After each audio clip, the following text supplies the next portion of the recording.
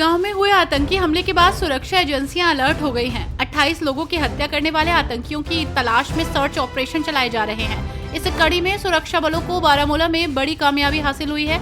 यहाँ एलओसी के पास घुसपैठ की कोशिश को नाकाम करते हुए भारतीय सेना ने 2 आतंकियों को ढेर कर दिया है। सुरक्षा बलों ने आतंकियों के पास से 2 राइफल समेत भारी मात्रा में हथियार और सामान बरामद किया है।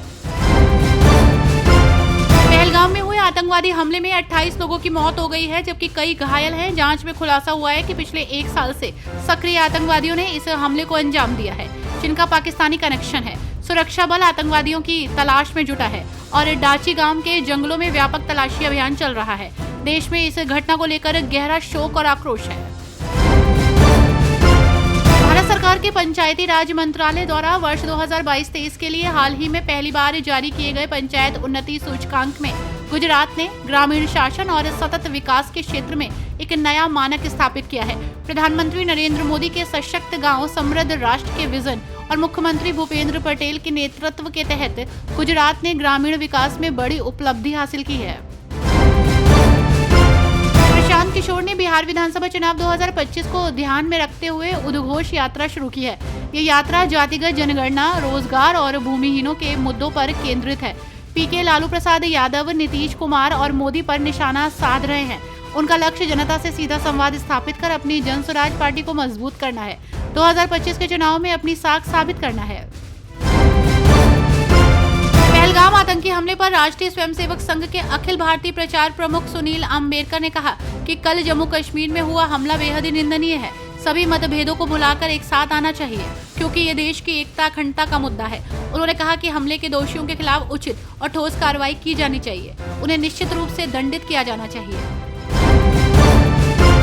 दिल्ली स्थित पटियाला हाउस कोर्ट ने बुधवार को मुंबई आतंकी हमले के आरोपी तहव्वुर राणा की याचिका पर अपना फैसला सुरक्षित रखा। 26/11 आतंकी हमले के आरोपी कोर्ट में याचिका दाखिल कर अपने परिवार से फोन पर बातचीत करने की अनुमति मांगी है। आतंकी राणा के वकील का कहना है कि ये उसका मौलिक अधिकार है, तो वहीं राष्ट्रीय जांच एजेंसी ने इसका विरोध किया है। जम्मू कश्मीर के पहलगाम में पर्यटकों पर हुए आतंकी हमले ने पूरे देश को झकझोर दिया। इस हमले को लेकर आम आदमी पार्टी ने केंद्र और खुफिया एजेंसियों पर सवाल उठाए, सरकार से जवाबदेही की मांग की। लखनऊ में आयोजित प्रेस कॉन्फ्रेंस में पार्टी के नेता संजय सिंह ने इस हमले की निंदा की और इसे 2 धर्मों के बीच नफरत फैलाने की साजिश करार दिया।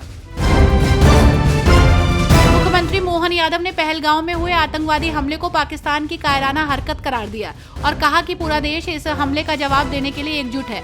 उन्होंने इस हमले में निर्दोष लोगों की मौत पर दुख जताया, जिसमें इंदौर निवासी भी मारा गया। पहलगाम आतंकवादी हमले में शहीद हुए भारतीय नौसेना के लेफ्टिनेंट विनय नरवाल को उनकी पत्नी हिमांशी स्वामी ने भावुक विदाई दी। हनीमून पर गए विनय की शादी अभी 16 अप्रैल को हुई थी।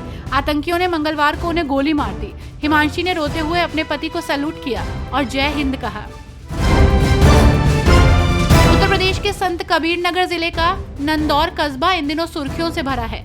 इस वजह से इकबाल अहमद, जिन्होंने यूपीएससी सिविल सेवा परीक्षा 2024 में 998वीं रैंक हासिल की है, जैसे ही लोगों को उनके सिलेक्शन की खबर मिली, पूरे कस्बे में जश्न शुरू हो गया। मोहल्ले के लोग मिठाई लेकर इकबाल के घर पहुंचने लगे और उनके पिता मकबूल अहमद अंसारी को बधाई देने लगे। हर कोई गर्व के साथ कह रहा था कि इकबाल ने जिले का नाम रोशन कर दिया है।